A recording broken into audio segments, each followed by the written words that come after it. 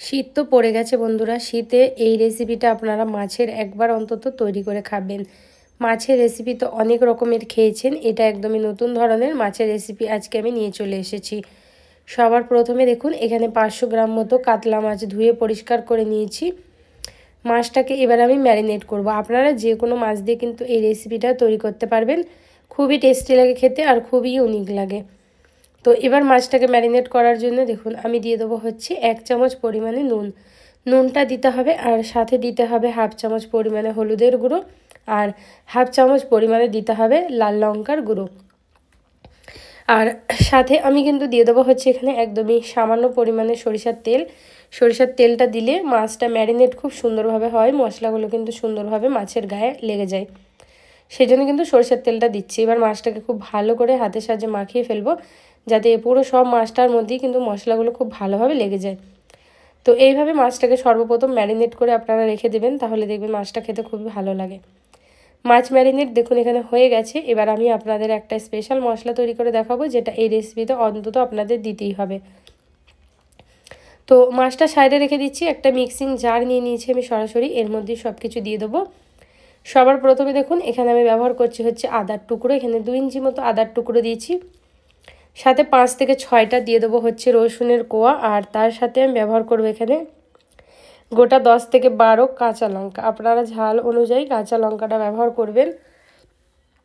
শীতের সময় কিন্তু সবার বাড়িতে দেখবেন সর্দি কাশি লেগে আছে, আর মুখে কিন্তু স্বাদ ভালো লাগে না, তাই মুখের রুচি ফেরাতে এই রেসিপিটা অন্তত আপনারা তৈরি করে দেখবেন।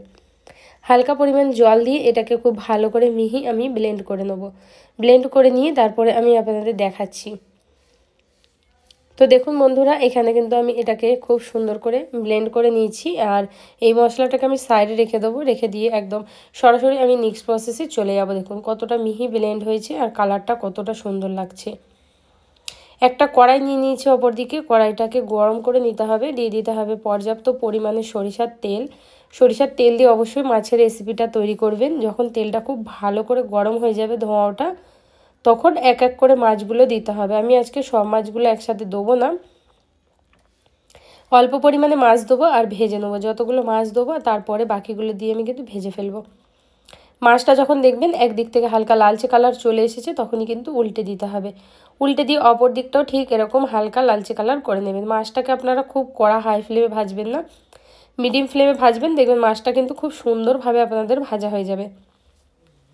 তো মাছটা দিয়ে দিলাম এখানে, মাছটা ভেজে আমি তুলে নিচ্ছি। এবার ওই তেলের মধ্যে আমাদের দিয়ে দিতে হবে 1 চামচ মতো গোটা জিরে, আর সাথে দিয়ে দেবো হচ্ছে এখানে গরম মশলা, গোটা গরম মশলা, 2টো দারচিনির টুকরো, 3টে এলাচ।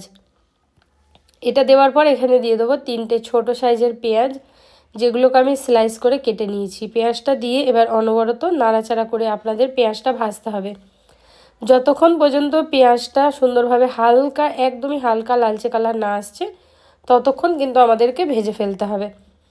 তো এইভাবে সুন্দর করে আমি নাড়াচাড়া করে পেঁয়াজটা ভাজবো। যখন দেখবেন এইরকম কালার এসে গেছে, এর মধ্যে দিয়ে দিতে হবে টমেটোর কুচি। এখানে একটা টমেটোর আমি ছোট ছোট করে কুচি করে নিয়েছি, সেটা দিয়ে দিলাম। দিয়ে নাড়িয়ে চাড়িয়ে দেবো। আর খুবই হালকা মশলার মধ্যে ব্যবহার করছি, যেমন দিয়ে দেবো একদমই হাফ চামচেরও কম জিরের গুঁড়ো, আর হাফ চামচেরও কম ধনিয়া গুঁড়ো, আর তার সাথে দিয়ে দেবো হাফ চামচেরও কম লাল লঙ্কার গুঁড়ো। কাশ্মীরি লাল লঙ্কাটা দিচ্ছি, আপনারা লাল লঙ্কার গুঁড়োটা কিন্তু একদম টোটালি স্কিপও করতে পারেন। যেহেতু এটা একটু ঝাল ঝাল তৈরি করছি, সর্দি জ্বরে মুখে খুবই ভালো লাগবে, সেই জন্যে আপনারা পরিমাণ মতো ঝালটা অবশ্যই ব্যবহার করবেন। মশলাটা সুন্দরভাবে আমি একটু কষিয়ে নেবো, আর কষানো হয়ে গেলে এবার এর মধ্যে পরিমাণ মতো জল দেবো, যাতে মশলাটা না পুড়ে যায় আর পেঁয়াজটা আর টমেটোটা সুন্দরভাবে নরম হয়ে যায়। জলটা দিয়ে নেড়ে চেড়ে নিয়ে এবারে আমাদেরকে ঢাকনটা লাগিয়ে দিতে হবে। ঢাক্কাটা লাগিয়ে দিয়ে এবার এটাকে হাই ফ্লেমে 3 মিনিট মতো রেখে দেবো। আর 3 মিনিট রেখে দেওয়ার পর দেখাচ্ছি। দেখুন মশলাটা কিন্তু সুন্দরভাবে কষানো হয়ে এসেছে। এবার এর মধ্যে কিন্তু পেঁয়াজ আর টমেটোটা অনেকটাই নরম হয়ে গেছে। একটু এইভাবে আমি ঘুঁটে দেবো, যাতে পেঁয়াজটা আর টমেটোটা কিন্তু ভেঙে ভেঙে যায়, এতে গ্রেভিটা খেতে খুবই ভালো লাগবে। আর এটাকে সুন্দরভাবে কষানো হয়ে যাওয়ার পরে এটার মধ্যে এবার আমাদের দিয়ে দিতে হবে সেই গ্রিন পেস্ট, যেটা আমরা আগে থেকে তৈরি করে রেখেছিলাম। তো এখানে আমি সবার প্রথমে 1 চামচ নুন দিয়ে দিচ্ছি, যেহেতু আমি প্রথমে নুনটা দিইনি সেই জন্য এখন দিয়ে দিলাম। আর নুনটা দিয়ে একটু নাড়াচাড়া করে মশলাটা এবার আমি দিয়ে দেবো।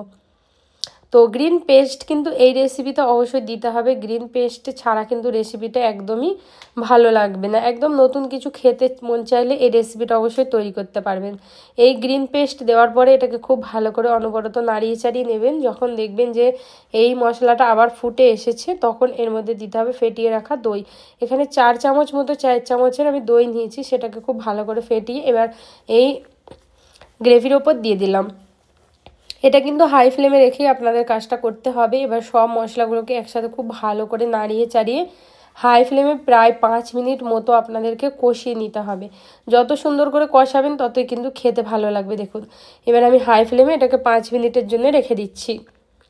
তো আমি মাঝে 1 থেকে 2 বার আমি নেড়ে দিয়েছিলাম, আর নেড়ে দেওয়ার পরে দেখুন কতটা সুন্দরভাবে তেলটা ছেড়ে দিয়েছে ওপর দিকে, গ্রেভিটা কিন্তু কি সুন্দর হয়ে গেছে। এবার আমাদেরকে এর মধ্যে এবার যেরকম আপনারা ঝোল চাইবেন সেই অনুযায়ী গ্রেভিটা রাখবেন। এটা কিন্তু একটু গামাখা হয়, তাই আমি বেশি জল এখানে কিন্তু ব্যবহার করব না, সামান্য পরিমাণে জল দিয়ে দেবো। তো এখানে দেখুন প্রথমে আমি কিন্তু হাফ গ্লাস মতো জল ব্যবহার করব, আর তারপরে কিন্তু আবার আমি হাফ গ্লাস মতো জল ব্যবহার করব। 2 বারে আমি হাফ হাফ গ্লাস ছোট গ্লাসের জল কিন্তু আমি ব্যবহার করছি। এখানে আমি আরও 2 মিনিট মতো ঢাকা দিয়ে দিয়েছিলাম যাতে পেঁয়াজটা আরও সুন্দরভাবে নরম হয়ে যায়। তো বন্ধুরা আপনাদের এই ভিডিওটা কেমন লাগলো অবশ্যই জানাবেন। ভালো লাগলে লাইক কমেন্ট শেয়ার করবেন। ইউটিউব চ্যানেলটা সাবস্ক্রাইব করে আপনারা সাপোর্ট করে পাশে থাকবেন। আর ফেসবুক চ্যানেলটা আপনারা অবশ্যই বন্ধুরা ফলো করে আমাকে সাপোর্ট করবেন। আপনাদের সাপোর্ট ছাড়া কিন্তু আমি একদমই আগে বাড়তে পারবো না। তো আপনারা অবশ্যই সাপোর্ট করবেন, ভিডিওগুলো লাইক দিয়ে বন্ধুবান্ধবের মধ্যে একটু শেয়ার করে দেবেন।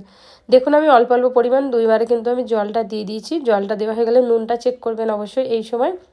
তারপরে মাছগুলো ব্যবহার করবেন। ভেজে রাখা মাছগুলোকে দিয়ে আমি এবার মিডিয়াম লো ফ্লেমে এটাকে 5 মিনিট ঢেকে রেখে দিলেই কিন্তু মাছের এই তরকারিটা নতুনত্ব একদম রেডি হয়ে গেল। কেমন লাগলো কমেন্টে জানাতে ভুলবেন না। কোন জায়গা থেকে দেখছেন আপনারা অবশ্যই জানাবেন। পুরো ভিডিওটা দেখার জন্য, আমার সাথে থাকার জন্য অসংখ্য অসংখ্য ধন্যবাদ। ভালো থাকবেন আর সুস্থ থাকবেন।